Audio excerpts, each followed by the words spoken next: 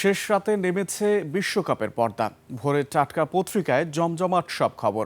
স্পেনের শিরোপা জয়ের গল্প দেশের সব সংবাদপত্রের প্রথম পাতায় ছাপা হয়েছে গুরুত্ব সহকারে।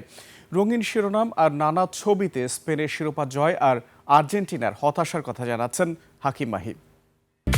Lily whip shea mystic glowing body wash, secret to ultimate glow. শেষ হলো greatest show on earth. Defending চ্যাম্পিয়নদের হতাশায় ভাসিয়ে দ্বিতীয়বার শিরোপা জিতল স্পেন। দেশের পত্রিকার সবশেষ সংস্করণে বিশ্বকাপের টাটকা সব খবর জায়গা পেয়েছে।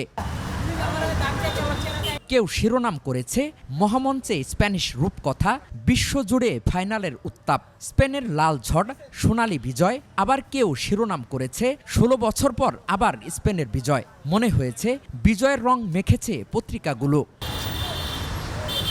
পাঠকরা জানিয়েছেন পত্রিকার ছবিগুলো স্মৃতিতে ভেসে থাকবে পরবর্তী বিশ্বকাপ পর্যন্ত।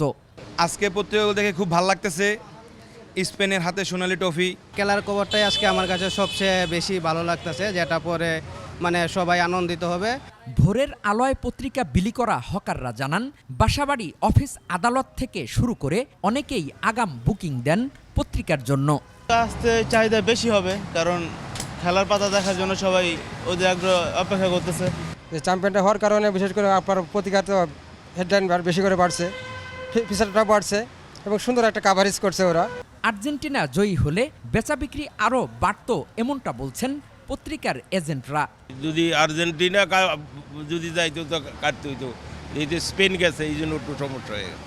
আর্জেন্টিনার সমর্থক বেশি কারণে আসলে পত্রিকাটা তো কম চলবে, অত চলবে না। যদি আজকে আর্জেন্টিনা চলতে জিততো খেলা, তাইলে হয়তো মোটামুটি ভালো একটা আমরা দেখতে পারতাম। হাকিম মাহি, 21 টেলিভিশন, ঢাকা।